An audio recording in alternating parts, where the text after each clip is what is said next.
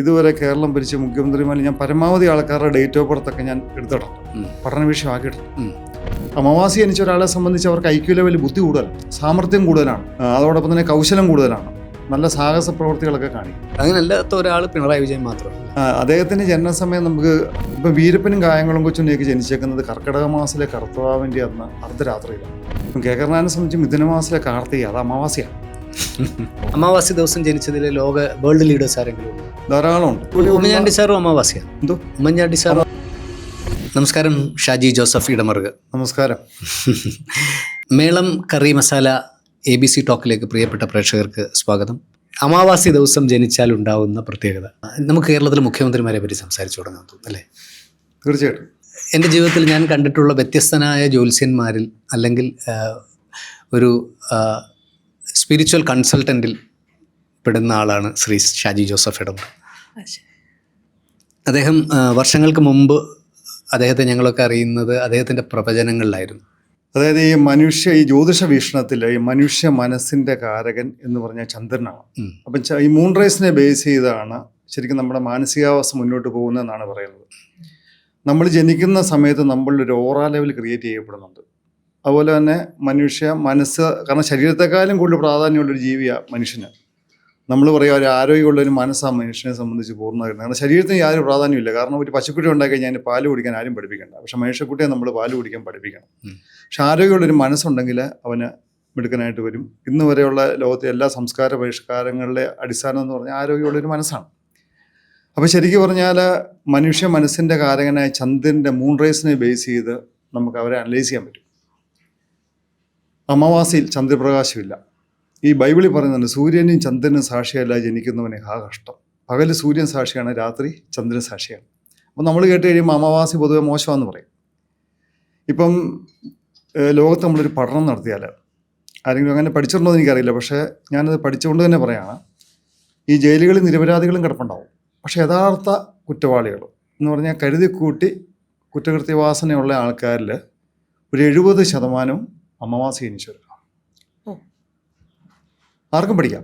അതുപോലെ തന്നെ ഇപ്പം നമ്മുടെ കൈ തല്ലാനും തലോടാനും ഉപയോഗിക്കാമെന്ന് പറഞ്ഞതുപോലെ എന്തിനും 2 വശങ്ങളുണ്ട്.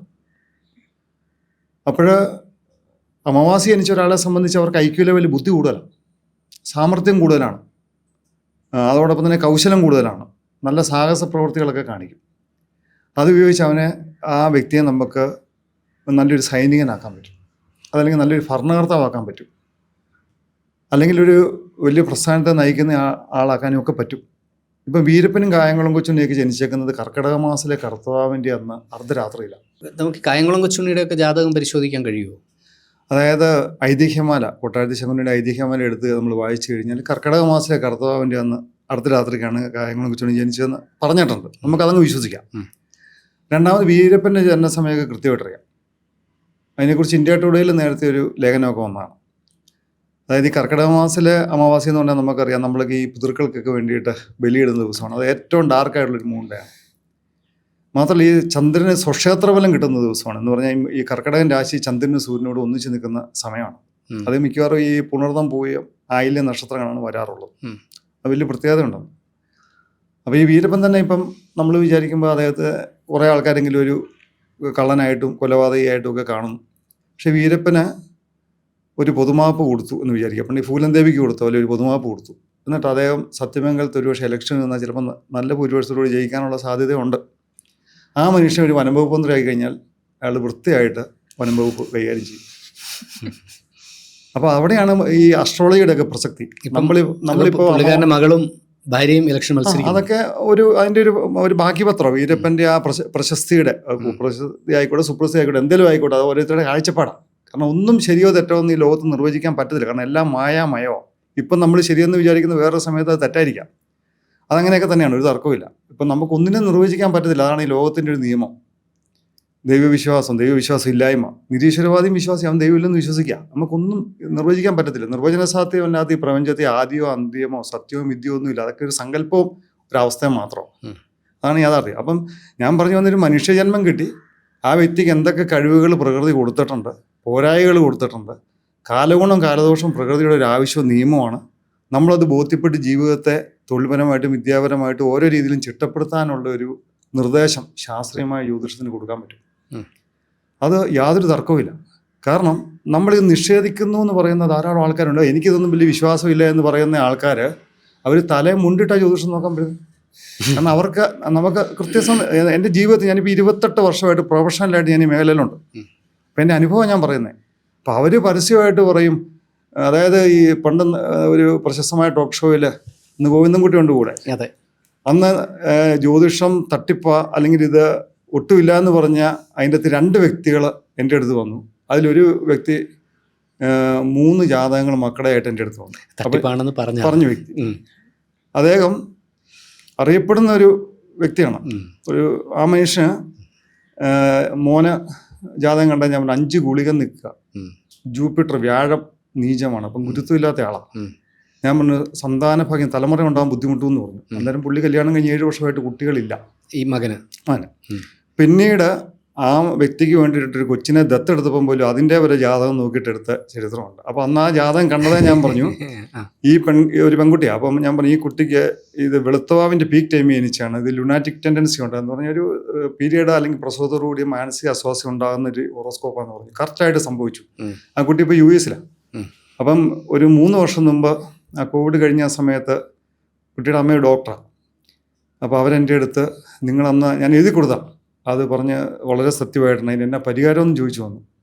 അപ്പോൾ നമുക്ക് അഭിമാനത്തോടെ പറയാൻ പറ്റും. കാരണം അല്ല, നമുക്കിപ്പോൾ ആദ്യം നമ്മൾ അമാവാസി ദിവസത്തെ ജനിച്ചവരെ പറ്റിയുള്ള നെഗറ്റീവ് സൈഡ്സ് ആണ് പറഞ്ഞത്. അതെ അതെ.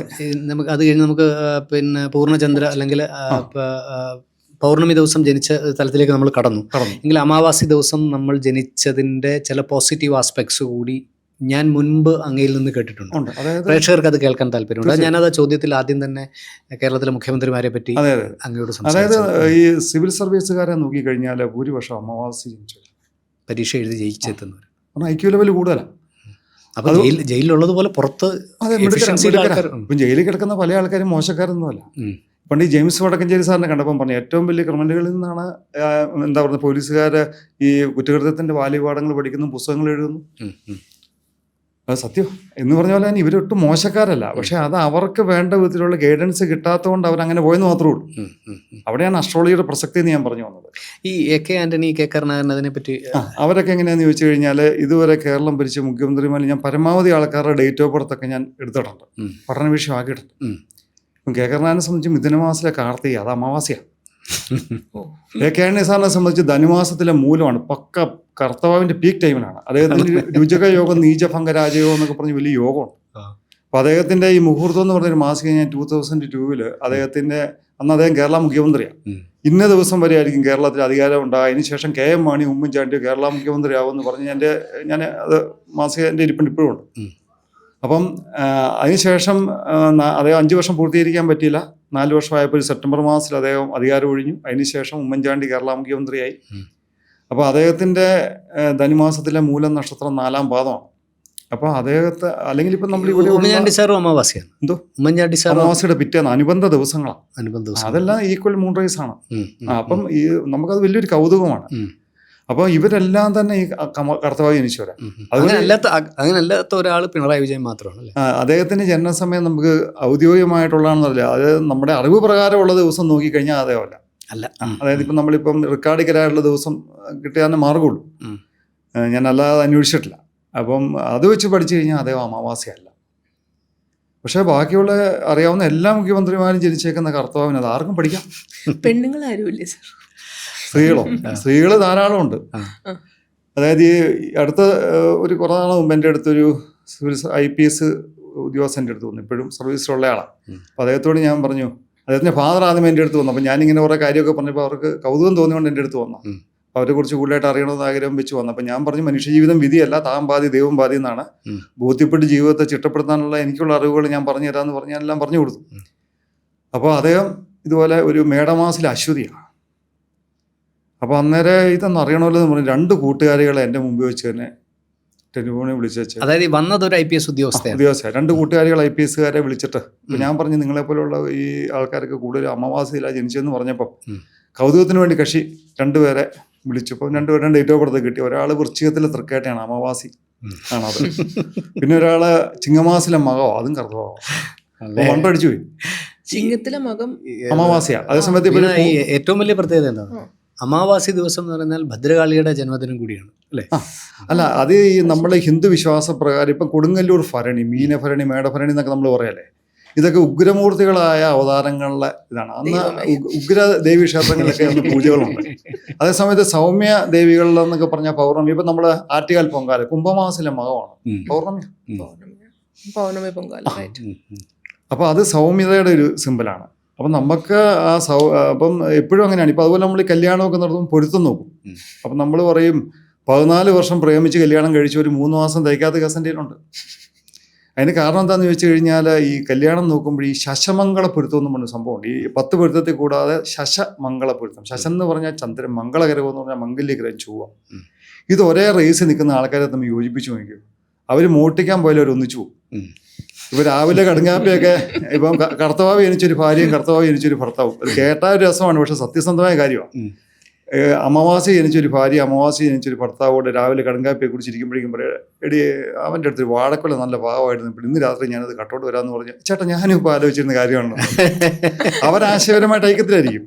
അതേസമയത്ത് പൗർണമി എനിച്ചൊരു ഭാര്യയോ ഭർത്താവാണെങ്കിൽ നിങ്ങൾ കൊള്ളാൻ കേട്ടോ നമുക്ക് ഈ അമാവാസി, ഇപ്പൊ ഞാനൊരു പ്രേക്ഷകന്റെ അതേ മനോഭാവത്തോടുകൂടി അങ്ങോട്ട് ചോദിക്കുകയാണ്. തീർച്ചയായിട്ടും ഈ അമാവാസി ദിവസം ജനിച്ച, നമുക്ക് പൗർണമിയിലേക്ക് പോവാം, കാരണം എല്ലാം ഡീറ്റെയിൽ ആയിട്ട് നമുക്ക് അറിയാം.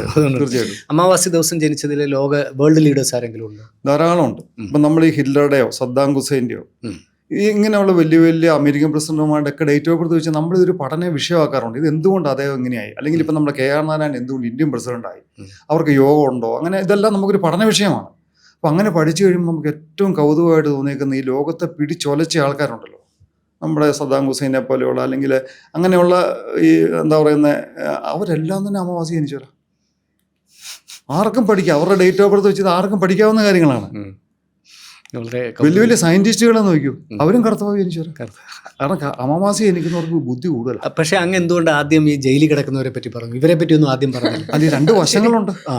അപ്പൊ അത് അതായത് ഇപ്പൊ നമുക്കൊരു ഒരു മോനുണ്ടായി, അല്ലെങ്കിൽ ഒരു മോളുണ്ടായി, അവൾ അമാവാസിയിലുണ്ടായി. അപ്പോൾ അവളെ എങ്ങനെ ജീവിതത്തിൽ വിദ്യാപരമായിട്ടും തൊഴിൽപരമായിട്ടും ചിട്ടപ്പെടുത്തുക എന്നുള്ളതിൻ്റെ ഒരു സൂചന ഞാൻ പറയാം. സൂക്ഷിച്ചില്ലെങ്കിൽ ഇവള് അല്ലെങ്കിൽ വലിയ സൂക്ഷിച്ചാൽ മേളിൽ പോവുകയും ചെയ്യും, മിടുക്കരാവും. അപ്പോൾ ഇത് കണ്ടുകൊണ്ടിരിക്കുന്ന പ്രേക്ഷകരിൽ അമാവാസി ദിവസം ജനിച്ച കുട്ടികളുള്ള രക്ഷകർത്താക്കൾ ശ്രദ്ധിക്കുക.